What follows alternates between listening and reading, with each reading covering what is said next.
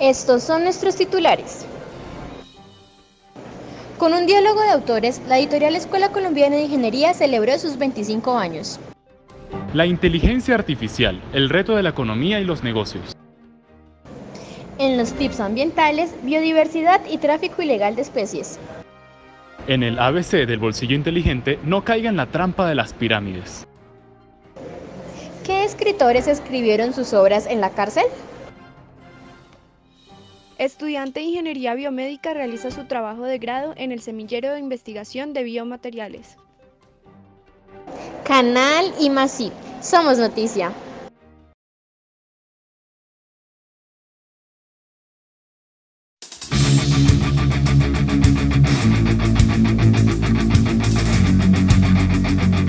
Nos complace reencontrarnos con ustedes en una nueva emisión de Noticias IMASI desde la Escuela Colombiana de Ingeniería Julio Garavito. Hola Pedro. Hola Diana. Comenzamos esta emisión con una nota especial sobre los 25 años de la editorial Escuela Colombiana de Ingeniería. Para celebrar la creación del fondo editorial de la escuela, se realizó el primer diálogo de autores, en el que participaron el ingeniero Jairo Alberto Romero Rojas y el economista Eduardo Sarmiento Palacio, quienes estuvieron acompañados por el historiador José Camilo Vázquez Caro.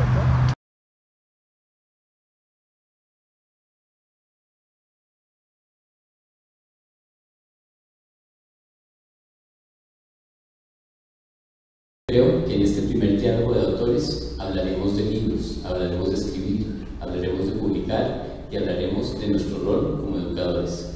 ¿Por qué escriben y qué lo inspira a escribir? Habiendo trabajado en el año 66 con un profesor de Newcastle que estuvo en la Universidad Nacional cuando se inició el posgrado en ingeniería, ahí aprendí que en realidad para cuando uno no sabe algo, lo ideal es tener un texto. Después obviamente pues tuve que ocupar cargos directivos y me encontré con tristeza que los profesores de ingeniería no escribían. Entonces quise motivar esa necesidad y empecé por promover como editor. Empecé a editar, a llamar profesores a que escribieran. Doctor Sarmiento, repito la pregunta, ¿por qué escribe? Esto lo aprendí a hacer con un ánimo crítico.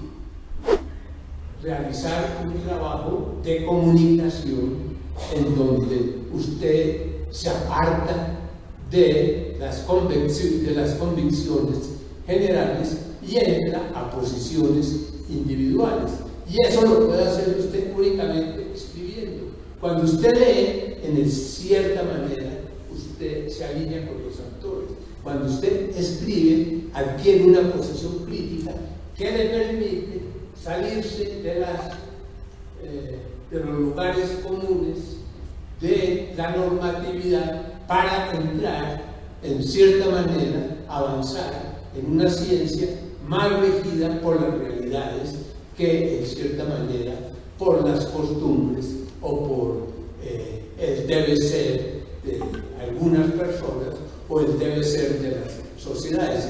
El profesor Raúl Torres Salamanca del programa Administración de Empresas habló con los estudiantes del curso Comunicación y Divulgación del Conocimiento sobre la relación entre la inteligencia artificial y la economía y los negocios. Veamos la nota. ¿Cómo influye la inteligencia artificial en la economía y los negocios? Lo que va a producir es una competencia muy fuerte entre quienes tomen el liderazgo como países, como empresas, quienes tomen el liderazgo en la construcción de esas capacidades de procesamiento artificial, capacidades analíticas, capacidades de relación, de tal manera que el efecto que se va a producir es grande.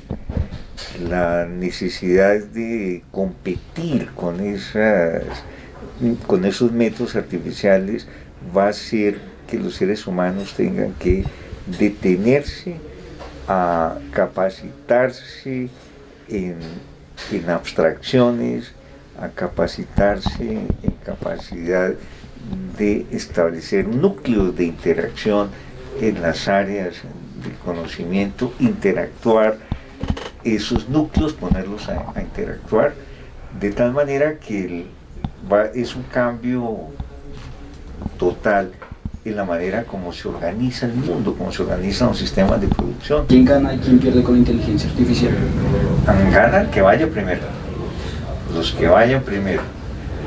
Perderán los que se vayan quedando rezagados, los que no logren integrarla a las sociedades, en beneficio de las sociedades. Llegan Isis y María José con sus tips ambientales sobre biodiversidad y tráfico ilegal de especies.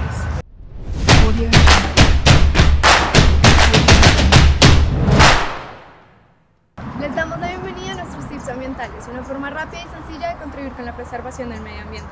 Colombia es uno de los países reconocidos en el mundo por su biodiversidad. Según el Instituto Alexander von Humboldt, tenemos la mayor cantidad de especies de orquídeas y aves, y ocupamos el segundo lugar en plantas, anfibios y peces de río. Tercero en especies de reptiles y palmas, y el cuarto en especies de mamíferos. En total, son más de 56.300 especies de organismos diferentes. Sin embargo, a partir de la información de los libros rojos de especies amenazadas, en Colombia encontramos más de 1.200 especies bajo algún tipo de amenaza o peligro crítico de extinción. Uno de los principales problemas que amenaza nuestra biodiversidad es el tráfico ilegal de especies. Según la Convención sobre el Comercio Internacional de Especies Amenazadas de Fauna y Flora Silvestre, en el país se trafican cerca de 1.500 especies. El primer lugar lo ocupa el tráfico de flora y le siguen de cerca el tráfico de aves, mamíferos, reptiles, anfibios y peces. Los animales más traficados son la tortuga icotea, la tortuga morrocoy, la iguana, el periquito bronceado, el loro común, la cotorracheja, la ardilla, el mico tití, el mico maicero y las ranas venenosas. El comercio ilegal de especies se presenta con mayor fuerza en los departamentos de Atlántico, Magdalena, Guajira, Cesar, Caldas, Risaralda, Quindío, Putumayo, Amazonas, Caquetá, Bolívar, Guainía y Bichada, y con mayor frecuencia durante los meses de diciembre, enero, junio y julio, y claro, en Semana Santa. En el mundo, este no es un problema menor. En países africanos se está llevando al límite de la extinción de tigres, elefantes y rinocerontes. Te recomendamos que no adquieras como mascotas este tipo de especies, ni favorezcas la compra de productos relacionados con la caza ilegal de ellos. Si te enteras de esta situación, no dudes en comunicarte con las autoridades correspondientes. Cuidar y preservar el medio ambiente es tarea de todos. Estas son algunas recomendaciones que la Escuela Colombiana de Ingeniería Julio Garavito tiene para ti. Recuerda que es responsabilidad de todos cuidar y proteger nuestro entorno. Te invitamos a que trabajemos juntos en esta labor. Tenemos el placer de presentarles a nuestra nueva compañera Isis Villamil Morales, quien a partir de esta emisión estará con nosotros. Gracias, Diana.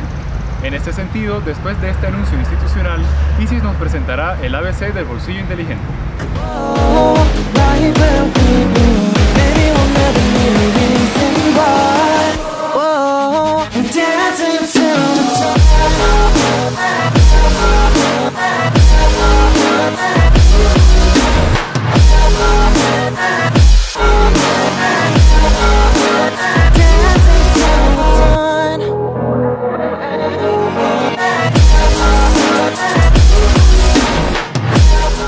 Llegamos a nuestra sección del ABC del bolsillo inteligente con la profesora María Constanza Torres Tamayo del programa de Economía, quien hoy nos hablará de los enormes riesgos que implican las pirámides.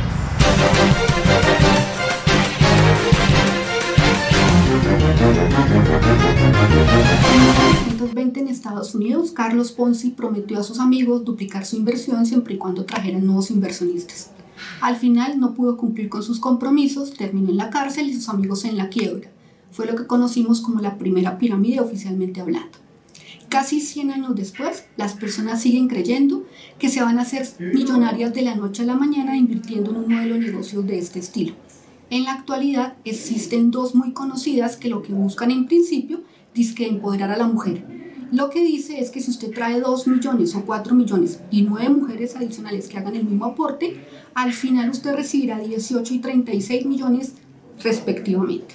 Definitivamente va a terminar siendo un negocio impagable, sus amigos endeudados, usted hipotecado, perdiendo la amistad de ellos y posiblemente las personas que arman la pirámide en la cárcel, porque recuerde que esto es captación ilegal de fondos.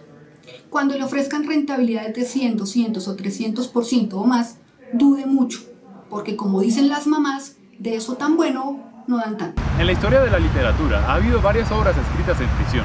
La profesora María Victoria Sarmiento Frade del Departamento de Humanidades e Idiomas ha hecho una selección especial de ellas. este es el resultado. Existen diferentes razones por las cuales los autores de los que hablaré se encontraron en algún momento de su vida en prisión. Sin embargo, ellos sacaron el mayor provecho de ese espacio. Algunos se lo tomaron como una fuente de inspiración, un momento de silencio, de interioridad con ellos mismos, o también el momento en el que había el tiempo suficiente para escribir. Comenzaré por hablar acerca de los viajes de Marco Polo. Son 4 libros en total. Sin embargo, él no fue el escritor directo. Recordemos que él tuvo allí en este lugar como amanuense a Rustichello de Pisa, que fue uno de sus compañeros de prisión, y a quien poco a poco fue dictándole el contenido de Nicolás Maquiavelo y su obra El Príncipe. En 1513, cuando estaba preso en San Casiano, acusado de conspiración contra los Medici, quienes al tomar el poder lo despojaron de su cargo como funcionario. Otro clásico también representativo en lengua española es el ingenioso hidalgo Don Quijote de la Mancha, escrito por Miguel de Cervantes cuando estuvo prisionero en la cárcel real de Sevilla, acusado de adueñarse del dinero del erario como recaudador de impuestos. John Cleland, con su obra Fanny Hill, Memorias de una cortesana, que es considerada la primera novela erótica de la historia y por ello una de las novelas más criticadas. Austin o Los infortunios de la virtud del Marqués de Sade, escrita entre 1791 y 1797, en la obra de Sade prima el triunfo del vicio sobre la virtud, que esa es una de las razones más poderosas por las cuales fue condenado siempre. Oscar Wilde, otro autor representativo de la literatura, escribe su obra De Profundis, que es una carta de amor que la dedica a su amante Alfred Douglas entre enero y marzo de 1897, cerca del final de su sentencia en la cárcel de Reading. Otra obra representativa de la literatura que fue igualmente escrita cuando su autor estaba en prisión es Papillon, una novela del año 1969 del autor Henry Charrier, novela autobiográfica también. No podíamos dejar de lado a Nelson Mandela, con Un largo camino hacia la libertad, que es un relato absolutamente elocuente y conmovedor de la vida de este importante líder sudafricano, que hace un recorrido a partir del momento en que nace hasta cuando llega a convertirse en el presidente de Sudáfrica en el año de 1994. En Quedando el Semillero de Investigación en Biomateriales, la estudiante Erika Lorena Rosero Alzate del programa de Biomédica nos habla acerca de su trabajo de grado desarrollado bajo la dirección de la profesora Marcela Múnera Ramírez. Veamos la nota. Mi trabajo de grado es analizar cómo están relacionadas las propiedades mecánicas y la bioactividad de scaffolds o andamios para regeneración ósea, variando en las concentraciones de ciertos componentes y los procesos como en manufactura, tales como la presión de compactación y la temperatura de sinterizado. Los scaffolds o andamios cerámicos surgen debido a que hay en la actualidad una gran necesidad de brindar un soporte a los huesos cuando estos pierden la capacidad de regenerarse por sí mismos. Existen diferentes factores o enfermedades, como enfermedades óseas que pueden ser genéticas o pueden ser adquiridas como a lo largo de la vida. Por ejemplo, cuando un deportista se somete a diferentes esfuerzos repetitivos, estos pueden generar un desgaste en los huesos. Asimismo, también existen factores de riesgos como el sobrepeso que influyen en la pérdida de la regeneración ósea. Vemos como ingenieros biomédicos la necesidad de brindar como un soporte a estos avances que se han tenido en la actualidad y también de analizar las propiedades mecánicas y cómo podríamos mejorar la tenacidad y no perder así tampoco como las propiedades de regeneración ósea, como bioactividad y la osteoconducción. Sabemos que los scaffolds se vienen trabajando desde hace muy buen tiempo, la verdad. Sin embargo, es complicado como trabajar con las propiedades de los huesos. Hay una propiedad específica que se llama osteopenia. Es una propiedad que se da cuando el hueso tiene más fuerza o más rigidez que el injerto, y en este momento pues lo que se busca es evitar como ese tipo de situaciones que no son favorables, porque cuando eso se presenta pues se presenta una degeneración del hueso mayor, y lo que queremos es no que se degenere, sino que se fortalezca, que el hueso se regenere por sí mismo. Nosotros hasta ahorita en el semillero obviamente no vamos a poder hacer pruebas ni siquiera en animales, lo que vamos a hacer es esto in vitro. Posteriormente a esto la idea es seguir trabajando con la investigación, pero pues esto es un proceso que lleva muchos años, muchos años. Así llegamos al final de Noticias I+I. Volveremos en 15 días, el 5 de abril, con más novedades de investigación e innovación.